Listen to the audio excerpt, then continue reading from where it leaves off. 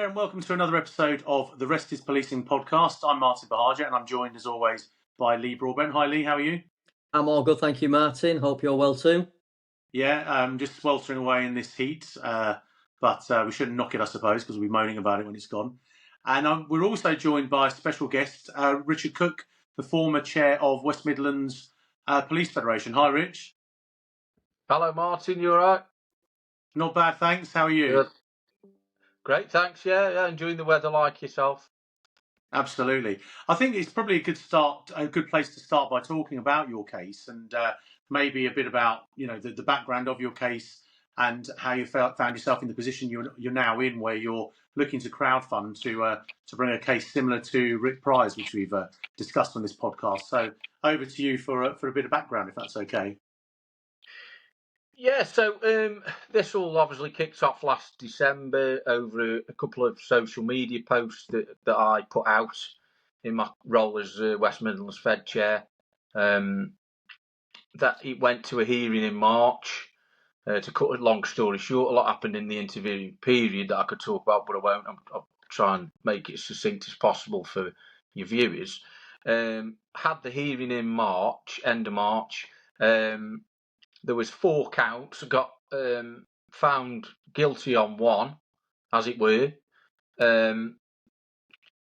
which is basically about an I can't remember the exact wording, to be honest, an ill-considered tweet or statement, which was their verdict, and the rest was dismissed. And then by a majority, they said that I was going to be banned from standing in the forthcoming elections and removed from office as Federation chairman, which they actually said barred from standing in principal public-facing positions, and then told to undertake EDI training.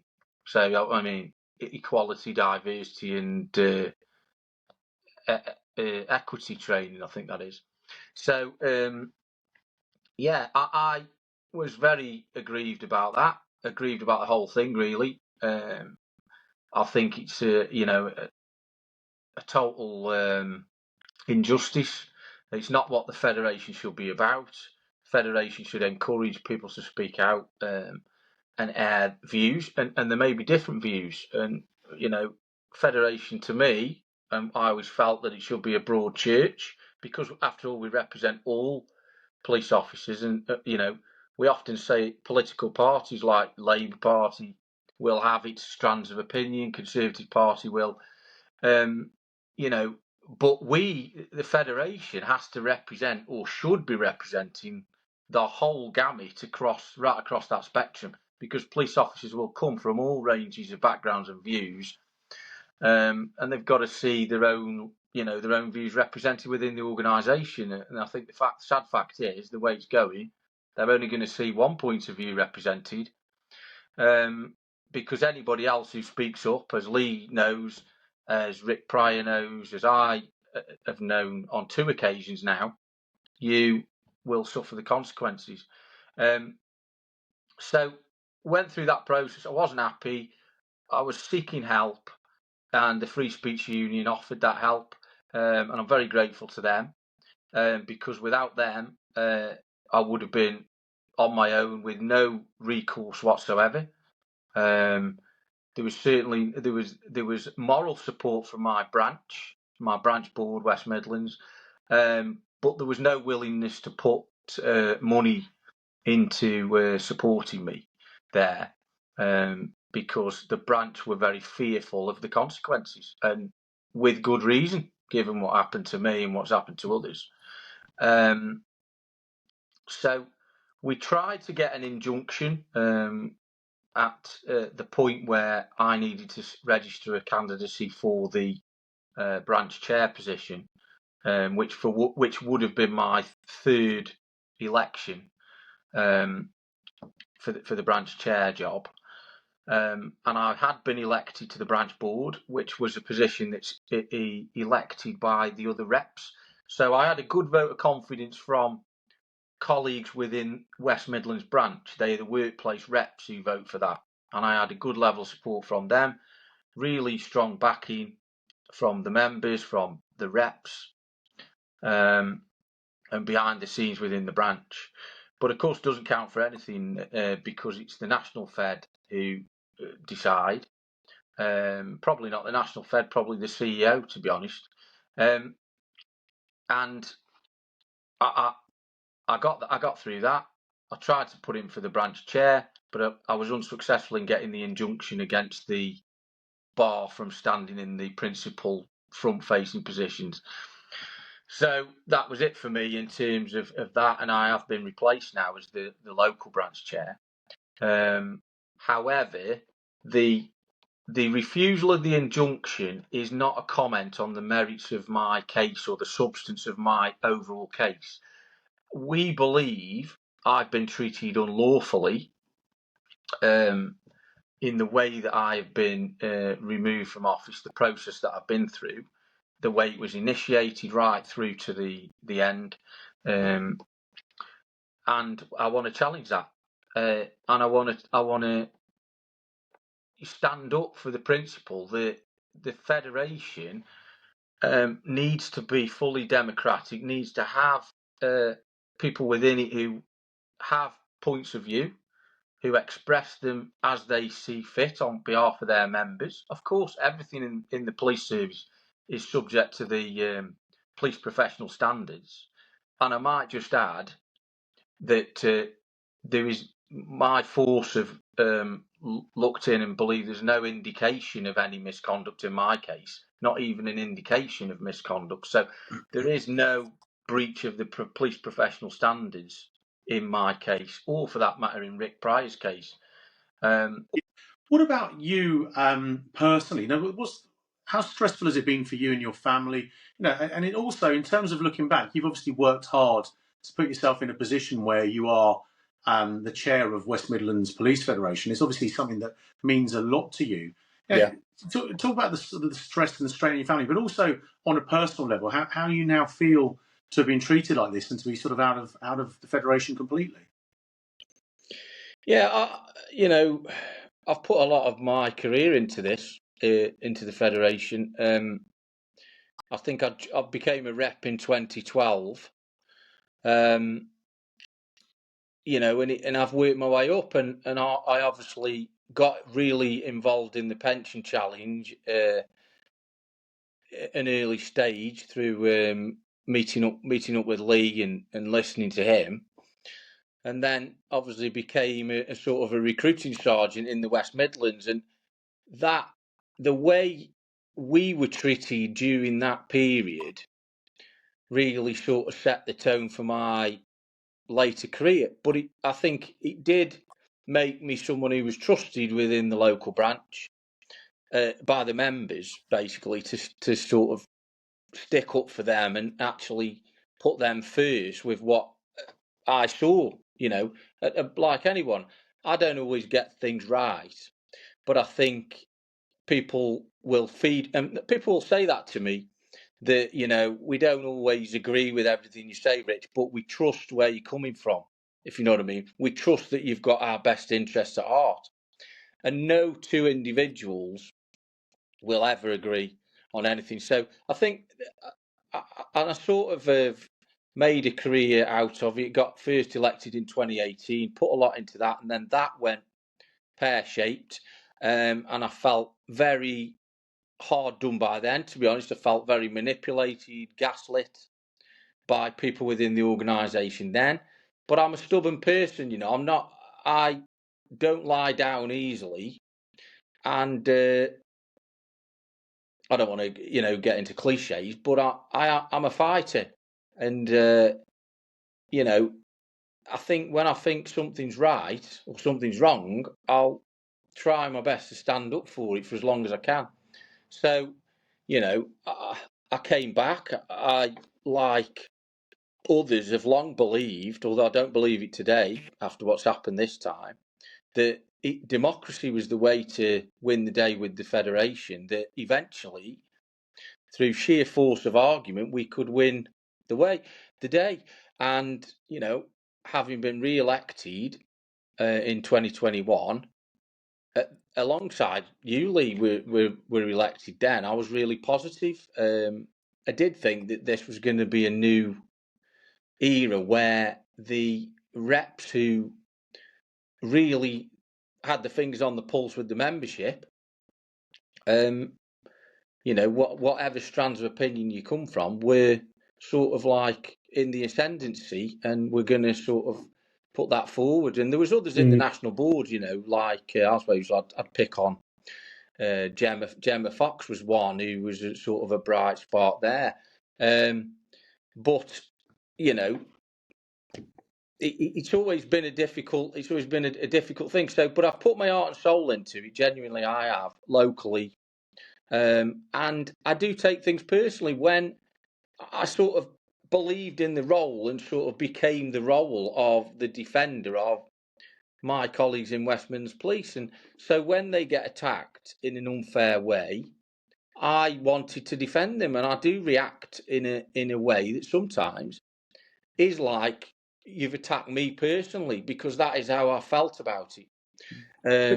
Do you not think that? I mean, I'm just coming on to this because you mentioned this now, and it's pertinent to the original reason you were suspended, because the allegation that was made by the two individuals was that they felt that you were victim blaming and dismissing their experiences, whereas you were said that you weren't dismissing their experience per se.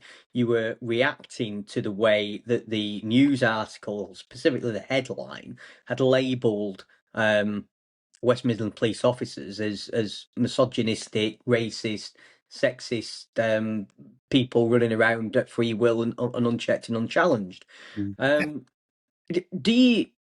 Do you think, in terms of in that, there's a degree you lose some sort of context within a tweet, and it's easy for people to attack you for what was maybe, as you might contest, sloppy wording or ill. I wouldn't say ill, because it was a genuine reaction to what was going on. But do you think that the lack of context around, or at least the lack of opportunity to respond fully, or have been given the opportunity to respond fully before the article went out, had something to do with this? Yeah, I mean, it took us by surprise, basically, at the branch. It took me by surprise. We were confronted with a barrage of headlines, national headlines, not just local, national headlines, that were branding West Midlands Police as widespread racist, misogynist issues, and the other phrase that was used was there was a gang culture. Now, I stand by the fact that description of widespread does not represent the experience I've had in the force, and I don't believe that is the experience of most colleagues. That is never to say, and I never did say, that doesn't mean that people with those very difficult experiences don't exist and that they shouldn't be supported. I just think when you're talking in broad brush terms like that, in a very derogatory way, about people who work very hard for the public, who I respect greatly because I've worked with them, and who at the end of the day, I'm one of them. If I can't react to that as the chair of the federation, who was elected after all to represent those people and be the defender of them, then what is the world coming to? So it is what it is, and I think with those sort of things, people, the disadvantage of social media is that you are confined to a limited number of words, so you do have to be sort of blunt to a degree. But I think that quite a lot of people, colleagues, like that, the fact, because they haven't got a lot of time and they want to know what I think, and I told them what I thought. Sorry, on that, Rick, what are you supposed to say? Is if your experience is that there isn't widespread misogyny, racism, and whatever else within the force, what is it you're supposed to say? It's like, where are you supposed to? Do they want you to lie and say, oh, there is? Because no doubt if you had lied and you had said there is widespread misogyny and racism, you'd probably still be the branch chair. Absolutely. I mean, this is the ridiculous thing that if I'd have stayed quiet, said nothing on such an issue like that, I probably would 100% still be in the role. You know, and the whole way the job is set up now, and this is my worry and my concern, is that it is against people speaking out and taking difficult issues and responding. So issues such as race and misogyny and things like stop and search and all these things that are part of the debate in policing and need to be aired, all sides of the argument. I genuinely mean that. You know, they're not going to come out because people are sort of scared stiff that if they get one allegation or two allegations, in my case, which funnily enough were the people, individuals concerned, the Federation said multiple, which I agree, the definition is more than two, but I found that a little bit misleading. But the two people who would claim that, that I disagreed with, basically, are we saying that we're not allowed to disagree with people? You know, And I think it's important to stress, and I'm sure you'd agree with me, they have a right to make a complaint, and they have a right to voice their concerns at what was done, and then that's completely above board. I mean, wouldn't distract from that. Yeah. But then we'd expect that a fair and transparent process surrounding those complaints and the investigation would then take place, which would balance objectively. And hopefully bring into context some of the situation around it, to arrive at a fair and just decision. And I think what I'm sure you take at Uxbridge, and certainly I am very critical of that fair process just simply did not take place. Yeah, no, like I said, I don't want to go into the ins and outs because it forms part of the legal case of the processes and how things were done. But I just think it's a very sinister development where you have someone like me who is, after all, elected, and you know, when you look at the Human Rights Act, Article 10, I think it is, says that, you know,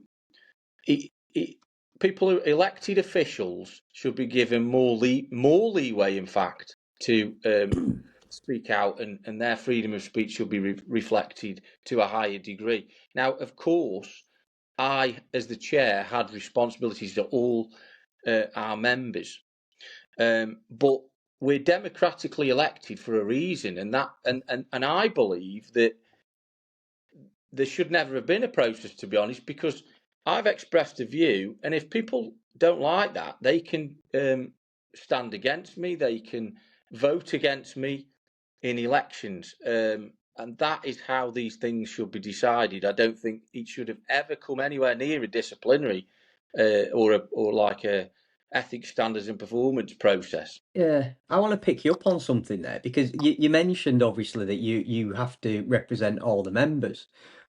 Isn't that a bit of a fallacy? Because surely in terms of we can never ever on any level say that what we say or what we do will 100% represent everybody. It's never going to be achieved. But what I take that to mean is that in making any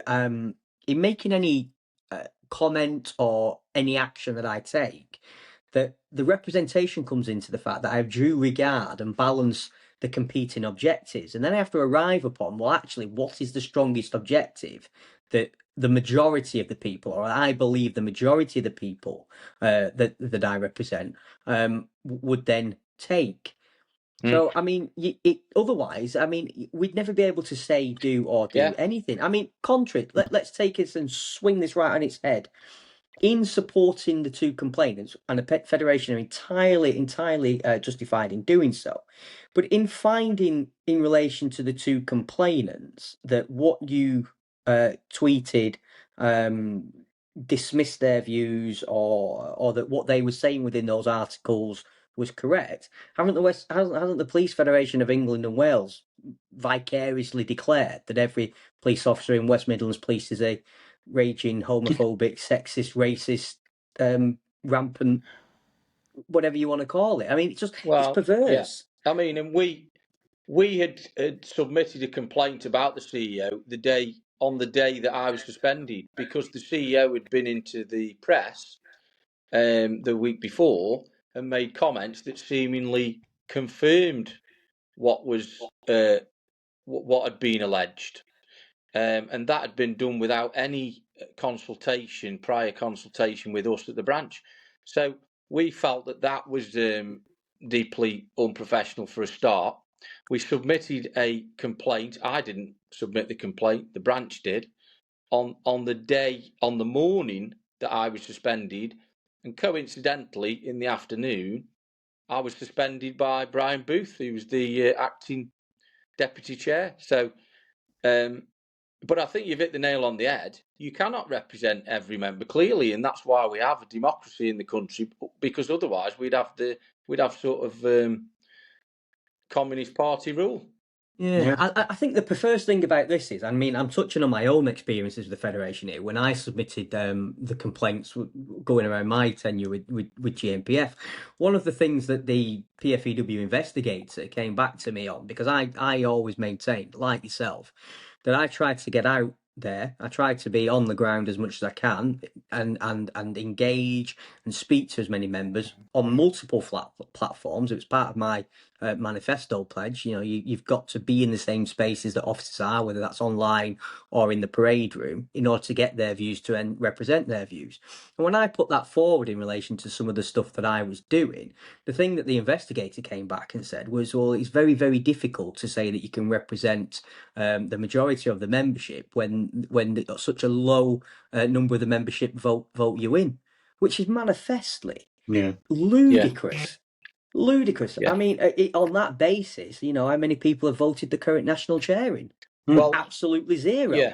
So how can you then transfer that and say we're speaking on behalf of the membership? It's that was an accusation that was thrown at me, because when I was first elected, that was the elections whereby we'd never had directly elected chairs before in 2018. So that was actually, prior to that, it was the reps that elected the chairs of the branch, all the reps within the branch. So where I go is, you go from an incentive of, and the reason I believe in directly elected officials is because it's all about incentives at the end of the day. Is, as a directly elected chair, I need to please the people who vote for me, who are the ordinary cops. If I am a chair who is elected by other reps, my incentive is to please the other reps to stay in position. And this is the problem throughout the Police Federation of England and Wales, that we don't have enough directly elected officials in senior leadership roles, because, mark my words, if we did, we would never be where we are now. You know, and like, as I say, you know, going back to when I was first elected, it was thrown at me that I think it was like 18% turnout in that election. And of course, they never said how many votes I'd got. But the way I came back at that is, look, I'm still the chair that has been elected with more votes than any other chair in West Midlands Police history, because the previous chair would have been elected with 30 votes, which would have been reps. You know, I would have at least got a few hundred votes, you know, which by any standards is better than what we were previously doing, in my eyes. So, you know, but I just think the danger is now we're going back, since we now have the CEO position, which is unelected and is all encompassing, and we haven't had an election for the national chair. I just think we're going back to a place where you haven't got that direct link with the members. You haven't got that edge. You know, and I'm very well aware I'm not everyone's cup of tea. But I do represent some people within the organisation, I think, and they deserve to be heard as much as everybody else. On that point, Rich, I mean, Lee, you might want to answer this. I don't know if Lee, if you want to answer this, because sorry, Rich, if you want to answer this. When I look at it from a comms point of view, if I was a policeman and this had happened, what you'd said, and same for Rick Pryor, I'll be looking at it going, this isn't controversial. It's just not controversial. So if you've got a chairman, say a branch chair saying, in my experience, there hasn't been widespread misogyny, there hasn't been widespread racism. However, that doesn't mean we shouldn't be treating any experiences of racism and misogyny seriously. That would be what I would be. That's what you should be saying if that's your experience. And the same with Rick. If Rick's experiences that officers in Region 8 are fearful of arresting people from certain backgrounds because they're scared that people are going to accuse them of racism, he has to say that. Surely it's more controversial not to say that and speak up in front of others. And we touched on this last time, Lee, didn't we, where we were saying, you look at what's happened in Rotherham and places like that with, in police comms in particular, where it's almost like they're trying to, depending on who the victim is and the perpetrator, it's like they don't want to give that evidence out. They don't want to say who it is and then that allows it to branch out into other areas, and maybe the far right or even the far left take it and run with it. Are the Federation almost falling into that trap of like almost thinking, oh, that is controversial when it isn't? We just need to sweep that under the carpet and deal with it, or have Rich and Rick been suspended for other reasons? There's something else at play. I mean, I'm not going to beat about the bush. I don't think the substance of the allegations against me were anything to do. I don't think the real reason was to remove me from a position. I could have challenged for the national chair. That would have I was clearly an opponent of the CEO, and I don't like the way the organisation is now set up. And I never have, because I believe we should be democratically led. And although it is true that I did give the CEO role and the CEO a chance at the start, because I just felt it had happened. I didn't like it, but it had happened, and I wanted to give it a fair crack of the whip. But things started to happen, like with Mark Jones in Wales, that started to, give me serious question marks about the way things were going. When Rick Pryor was suspended last October, I was taken aback by that, and I made that clear in a National Council meeting the following day, actually. And we tried to bring a paper on the process that he was removed under, which is known as Appendix 9. We tried to bring a paper that was very critical of that and the way other reps had been, in my view, persecuted, unfairly treated. And I said that, for the organisation's own sake, we need to just suspend this. And the paper was thrown out of hand. It wasn't even allowed to be debated. And the CEO said that was the paper itself was unlawful. Now, I have never heard that in my Federation career, for a paper that had been duly submitted within the relevant time, in accordance with standing orders, to be said you're not even going to have a debate on that. It'd been properly proposed by me, it'd been properly seconded by West Mercia. For that to be said, we're not even going to have a debate. What we had was a presentation by the CEO instead. And during that presentation, I made my feelings clear. That was in the November. So there was some bad blood there. And, had I have decided to have stood for national chair and been successful, that would have created a very awkward set of dynamics at Leatherhead, put it that way. So, call me suspicious, but, I definitely think that had something to do with it. And in Rick's case too, he's a prominent, intelligent guy who makes his points very well and very articulately. In my view, never said anything out of order at all. We'd both been talking about the crisis of confidence in policing that he's alluded to many times. And, he's been shut down. And I just think it's deeply sinister and pernicious the way this cancel culture has sort of infected the police federation now. Yeah, I mean, going back to your original point, Martin, in terms of not being a controversial view and etc. From a comms perspective, as you've rightly pointed out, we've touched on. I tend to think that as a it's like the pendulum swing, isn't it? You'll go from one end of the pendulum to the exact opposite, where you might have been overly reservist to then being completely out there.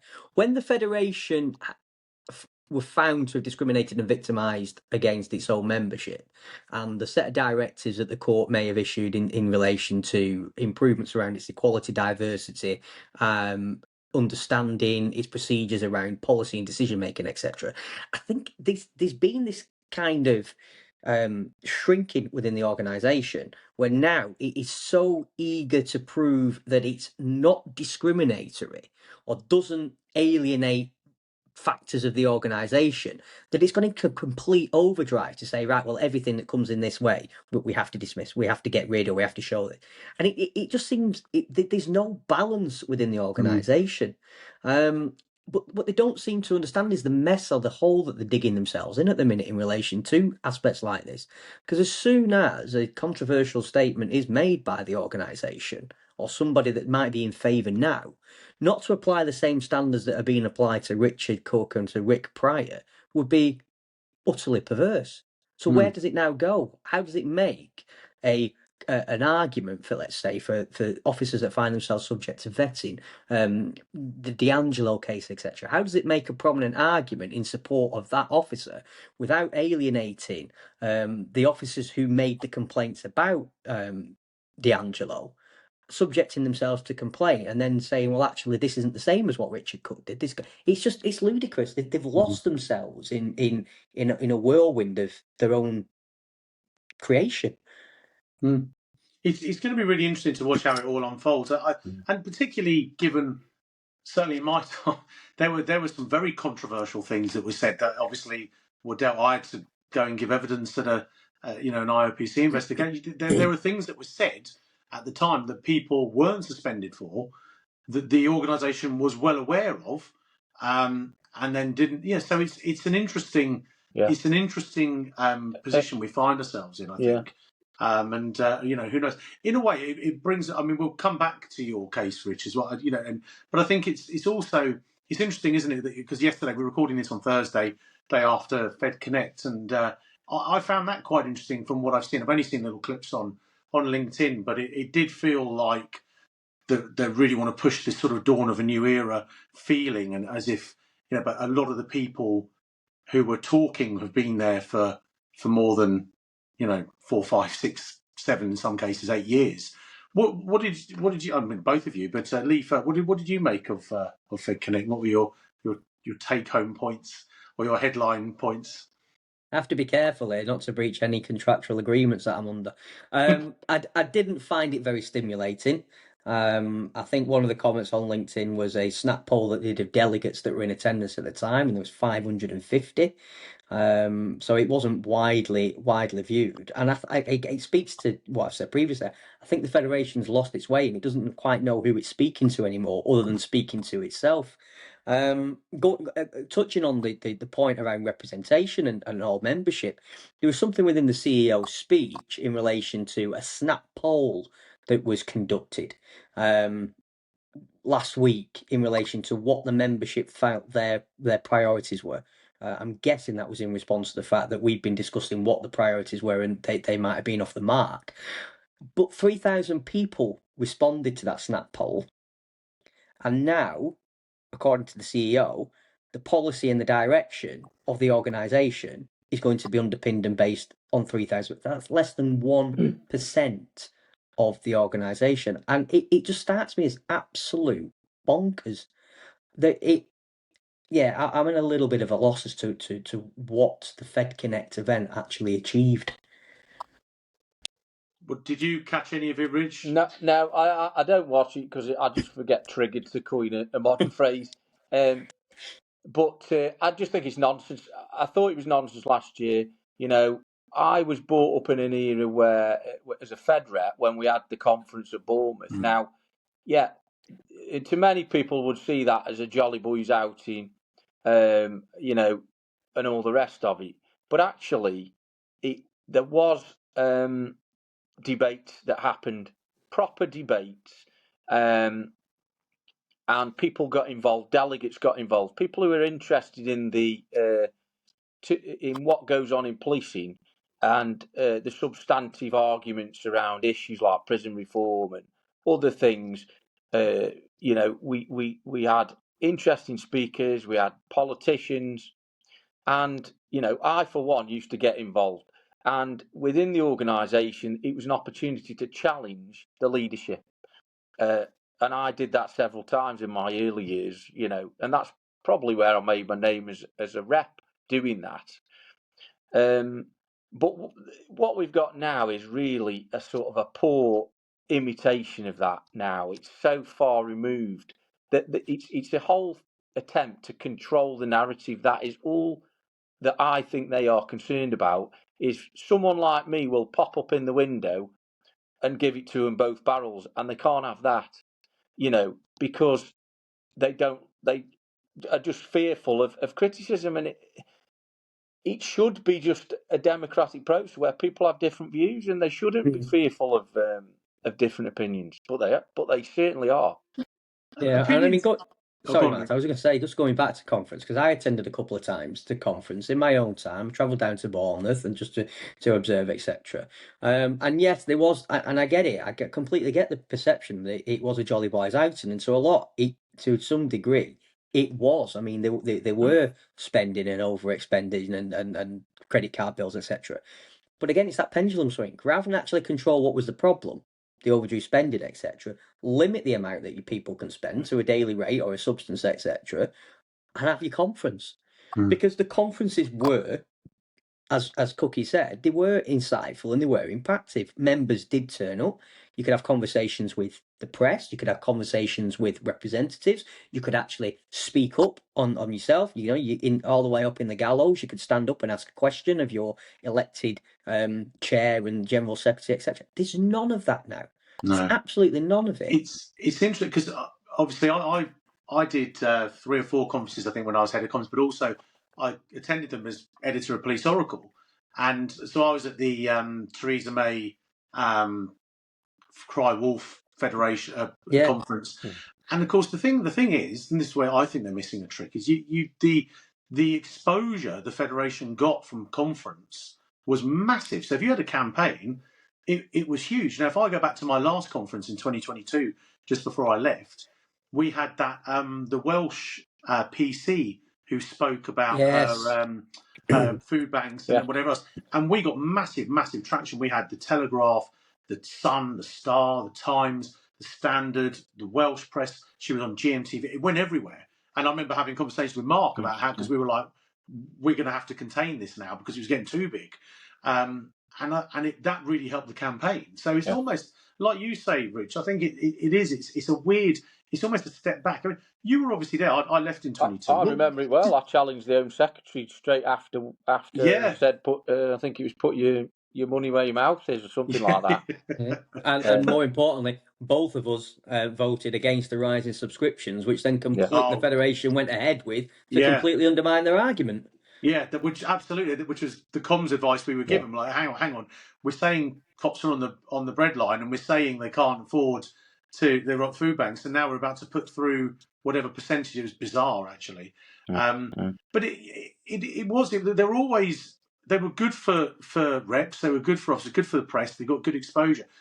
Obviously, you were there, Rich, when the decision was made to go to FedConnect. What was the reasoning behind it? I don't recall any discussion at all. And of course, which is the way things have gone since we've had the latter half of the last triennial, since we've had the CEO. Things have gone very centralised, command and control style.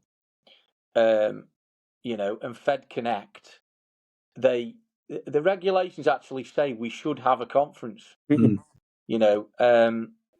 that was like an afterthought that year.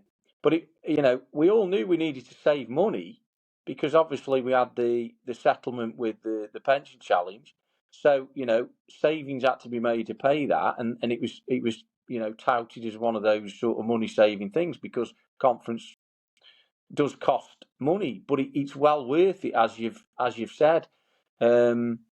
Yeah, it's what do you class as that social capital return in terms of every pound that you spend? What's the social capital or thing that you receive back? And if you're going to spearhead a campaign and launch it on the back of it and make actual influence, then it's worth the money's put in. I mean, going back to the thing, I think I might have left before any decision had come to about in terms of the Fed Connect stuff, but it seemed to be a response to the fact that they'd lost the litigation and there was this desire to save money, and therefore they went online to think it, which is fair enough. That's a reason, justification for doing it. Try it, test it, but we don't seem to be in that position anymore. And if we are, then it's not quite being meted out. I mean, you just had the CEO traveling the country doing onboarding sessions with every board up and down. That's 43 different boards, all staying in hotels, all having meals. And it's like, well, actually, what are you doing? Where are your priorities here?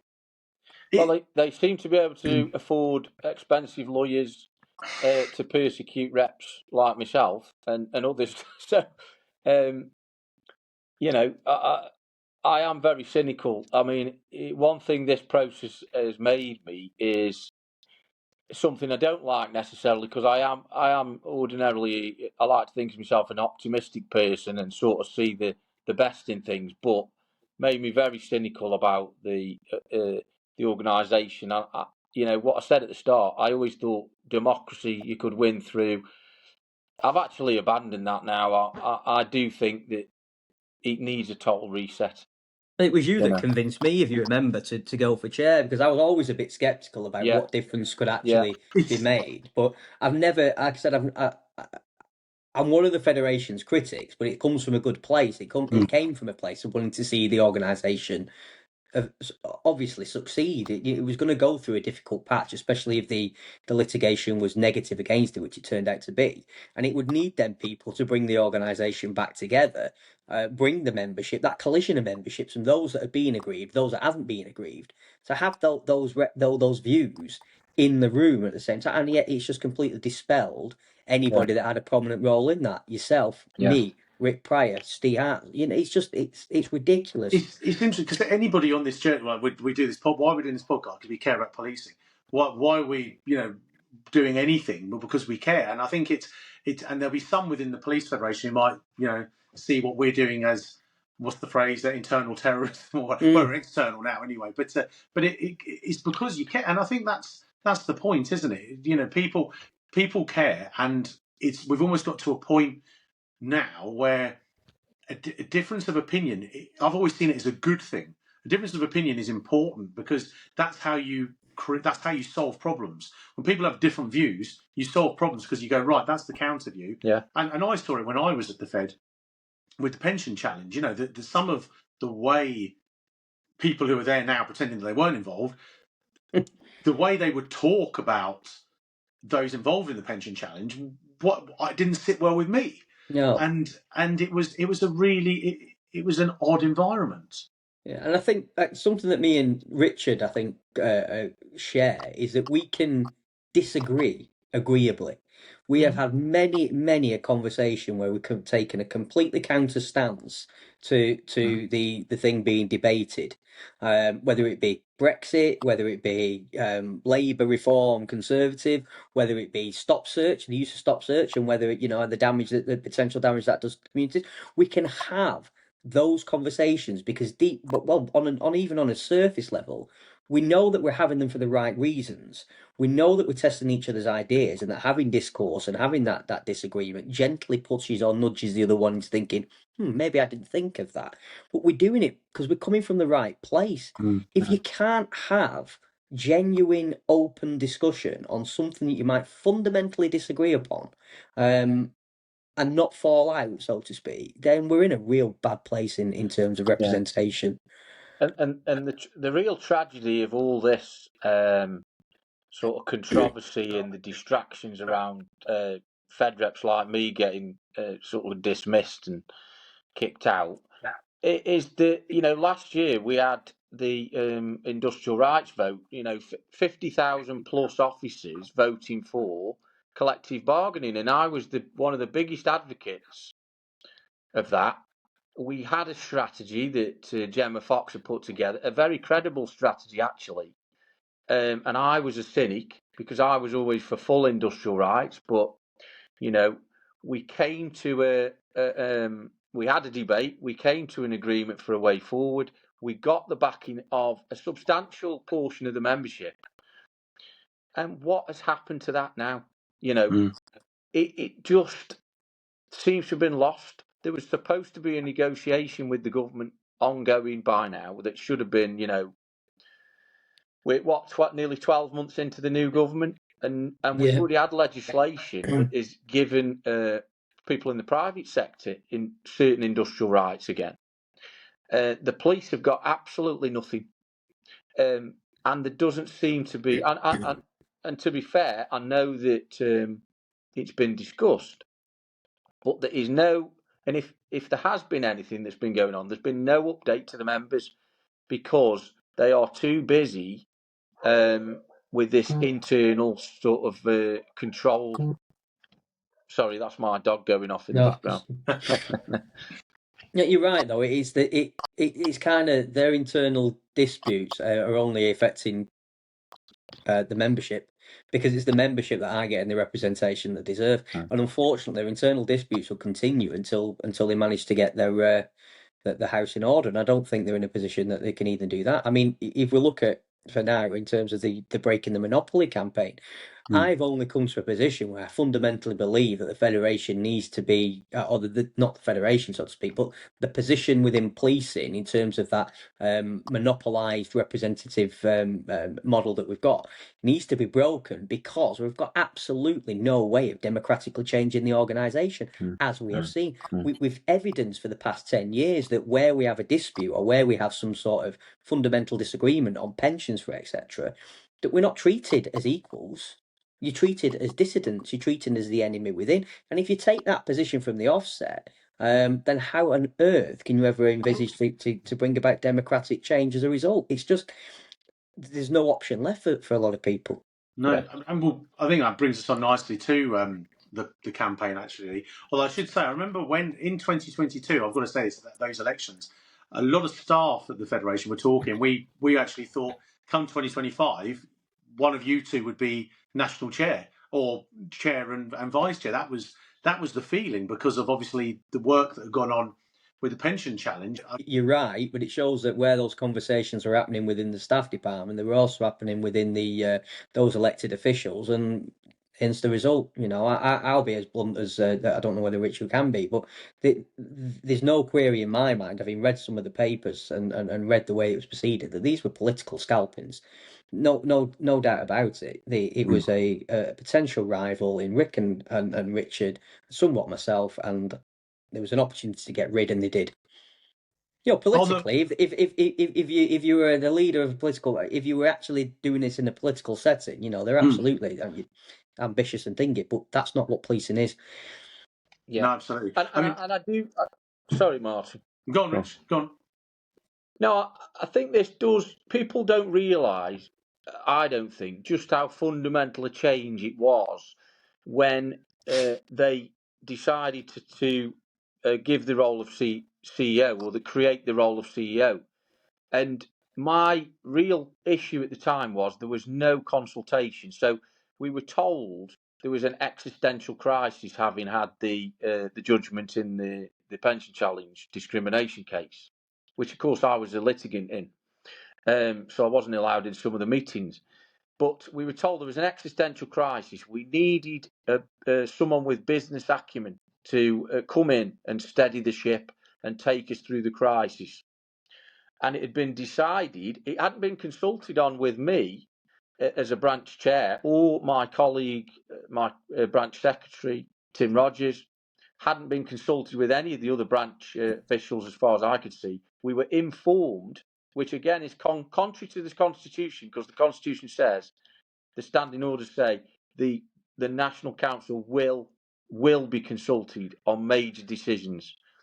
So that handed control of the organisation to one person. Now, that person is not, by the very definition, is not a police officer, is not elected. I suppose it could have been a retired police officer, or but that fundamental change has ruled out the ability for anyone to be elected into a leadership role within the organisation and make any realistic change. Because I'll be honest, if I'd have stood in the election for national chair, I would have stood on a platform of restoring the Federation as a traditional, democratic, representative body with an elected leadership. Because it is a monopoly organisation.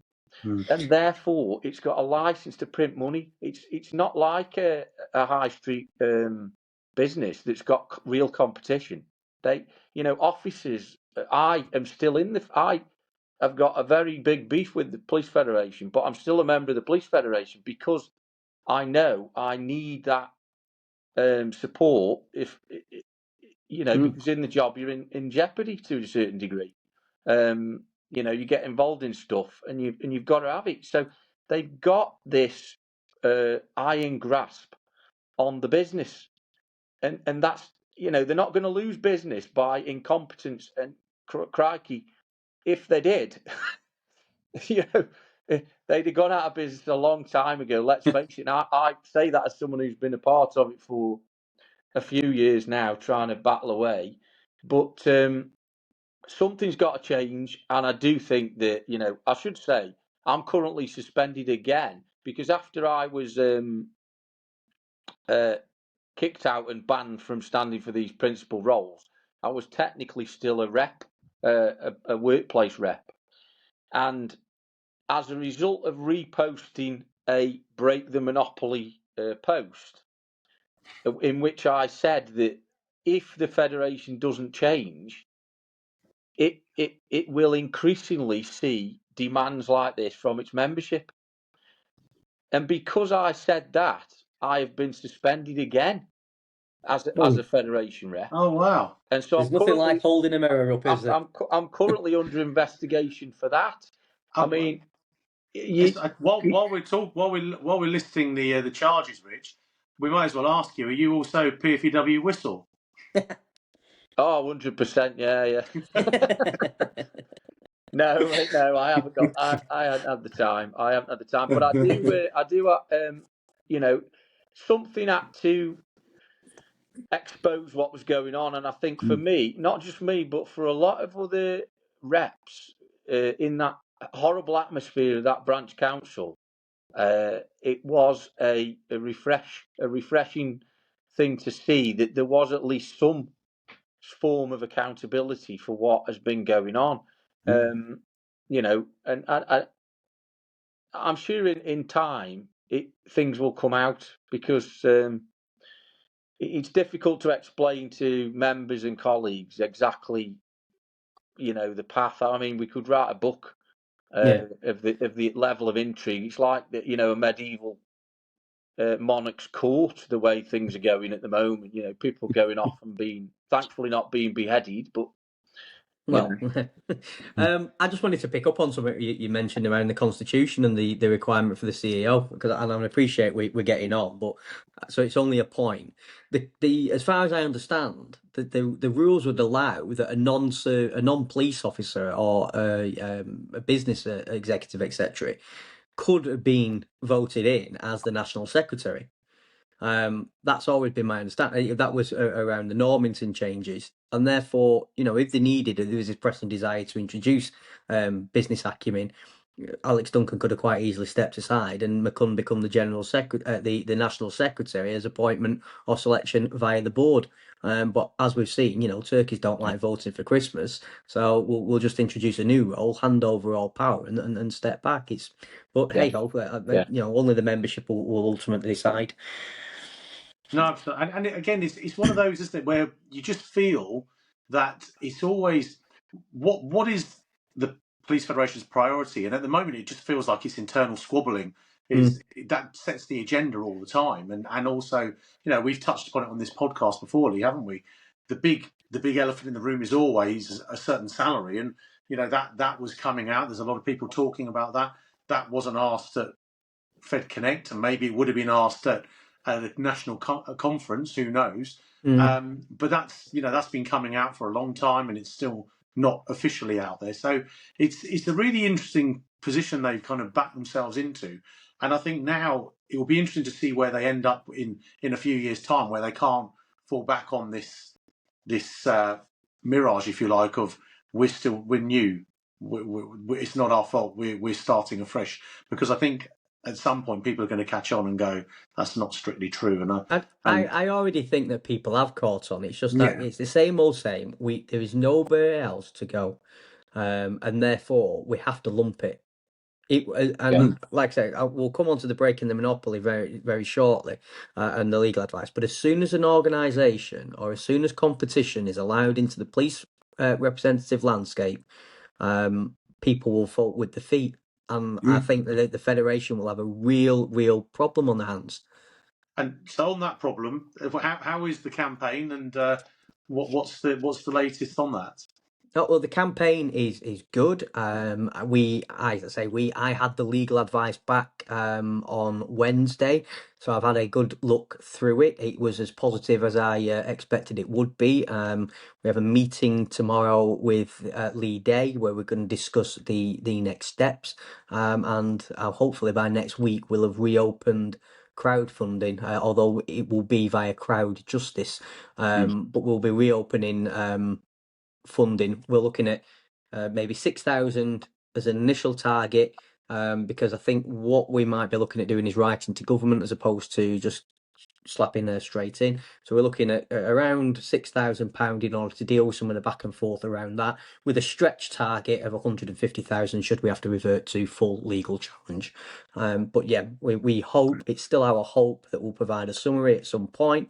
But just let us work through it first and get our strategy in gear, and then we'll go from there. But it's very positive. I am very, very upbeat and positive. That's good to hear. No, it is, and it's a real positive step, and who knows where we'll be in a few months. And in terms of your campaign, Rich, how can people? It's going very well as well, isn't it? So how, in terms of your crowdfund, how can people donate to that? And what's your plan? People can. There's a link which is on my profile on X. It's a pinned tweet it's the link to the Free Speech Union. It has been linked to Rick Pryor's fundraiser, and Rick, I should point out, Rick had made a substantial amount prior to me joining. The point is that with 2 judicial reviews, and Lee will know this, and you probably yourself, Martin, how much they actually cost. And the danger is that obviously if we lost, we're liable for the other side's costs, and no expense is being spared on the other side. Let me tell you. So we really need to make sure that we are both covered. And I should emphasise that a judicial review it isn't going to make me a rich man at all. I may get some damages for loss of earnings if everything went according to plan, but that would only be in the order of a few £1,000s, which would reflect the ARP, the additional responsibility payment I got as a Fed chair, which was about £3,000 a year. And people can argue about that, but it's not a life-changing sum. So at the end of the day, I'm not going to get the position back. The reason why I'm doing it is because, I believe in a federation where people who've come after me, like Jess Davies, who's the new chair in West Midlands, she needs to have the confidence to speak out on a myriad of issues that affect police officers like me. I'm one of her members now, and unfortunately, she can't have that confidence because of what's happened to me. And similarly around the country, no one is going to do the job how I believe it should be done, and how I think the members and colleagues want it done, is without fear. They want fearless representation, and they're not going to get it with the current regime. So it's got to change. If it doesn't, and the court and we lose, I dread to think really the only solution is, and I have been in two minds, but I'm increasingly of the view that what Lee and yourself have set up is the way forward, really, because I said, like I say, the big regret for me is I was very naive. I said to people, believe in democracy. I said to Lee, stand for chair in GMP, believe that we can change it through the democratic process. And how wrong I was, because you just hit this brick wall. And the organisation is just not set up to deal with popular figures and people who have a popular standing, because it challenges the what's the word? It challenges the status yeah. quo and the way things have always been Exactly, done. yeah. And each vested interest, really. You know, as a Fed chair, you want to stay in post because that is a good post. You get to go to nice dues, you get some kudos to the role. So you want that, but you want to do it for the right reason. You want to please those members so they vote for you again. And I haven't got a problem with that. What I have got a problem is not doing the job for the members and then expecting to get back on a shoe-in or in a pecking order because your mate has sorted it out for you. Mm-hmm. You know, and I think it's a really important point to make. And my dogs are going now. I think it's a really important point to make, Rich, as well, because a lot of the time people, and I think police officers will understand because they're aware about, you know, crowdfunding and the part, if you like, but people see the kind of numbers being involved on crowdfunders and think, oh, you know, how much are they getting out of this? Obviously, you know, you're not getting any of that, are you? It's all going on the case.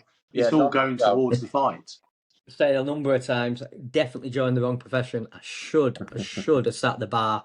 But hey ho. But legally challenging things is it's costly, which is why, you know, I'm committed to try and find a political resolution with less cost to burden to those people that are thankfully and are backing us and putting that money in. But there's always, you know, we should look at negotiation, influence, political resolution, and use legal as a last resort, which is what we've tried. You know, Richard did the same thing, exhausted an appeals process. He tried time and time again to say that, you know, you're making an egregious error.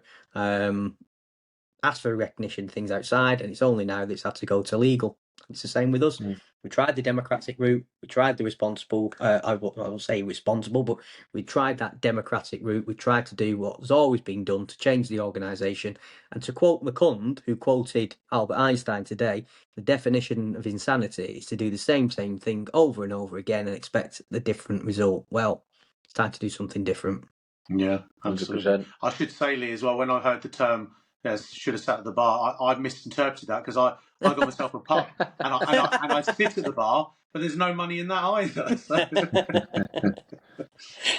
No, it's a very good point, Lee, absolutely. And I think it's a testament to you both as well in terms of the campaigns you're bringing, and Rick and others, I think, in terms of the fight. You know, and it's important that Police Federation members and police officers understand that we're here, we're doing this because we care.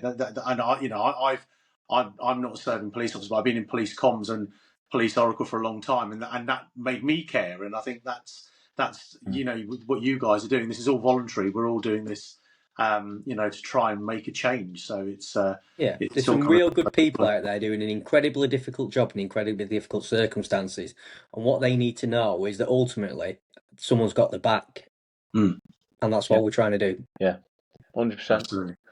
Brilliant. Well, look, we'll leave it there. Thank you very much, Lee, as always, for joining us. Rich, it's been an absolute pleasure having you on, so thank you very much. Thanks. Good luck with the crowdfund, and hopefully we'll get you back on to update us on your case as it goes through. Fingers crossed. Absolutely. Well, best wishes, mate. Cheers. And thanks a all lot. the best. And thanks to you guys for watching on YouTube and listening on Spotify. As always, if you've got any questions for Lee for future episodes or for Rich, please do send them in, and we'll have a link to Rich's crowdfund and anything else on our YouTube page, on our LinkedIn page, on Twitter. So and go back and have a watch of our previous episodes if you like. We'll see you next time. Thanks again. We'll see you soon. Cheers.